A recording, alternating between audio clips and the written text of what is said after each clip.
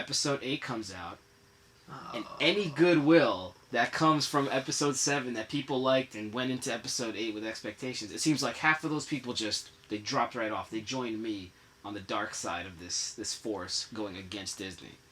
I can't believe you never saw Rogue One. That's still just like a big shock to me right now. I can't. Do you like Episode 8?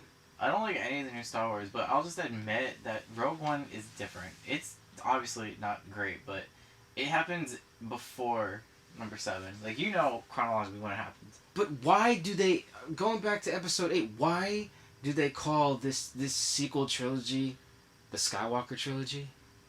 Because? Why? It's the beginning of the rise of Skywalker. I guess Kylo and Rey. Yeah, the closest thing you have to a Skywalker is Kylo, whose real name is Ben Solo. It's not like it's technically the Skywalker trilogy. Yeah. It wasn't going to focus in on Luke. It was going to focus in on a Mary Sue, who can't be hurt no matter what happens to her. She just so happens to have all the knowledge of the Force. She just so happens to know how to be the best scavenger and get the right parts and everything. She just so happens to know how to speak the Wookiee dialect, which is pretty hard to know, and she's so young anyway, and she just knows it. She knows how to do interstellar traveling. She knows how to fly the Millennium Falcon and fix it whenever there's a problem with it. Exactly. Like, come on, she like knew everything in like the first episode. So it's like at least with Luke, the dude was a whiny brat, man. He was a whiny brat in Episode 4. In Episode 5, he was a whiny brat who was trying to learn, but he still wanted to do his own thing, and that's why he lost a hand. Episode 6 comes out, okay, we feel like, he has grown since Episode 4. He's not trying to go to pick up power converters from the station.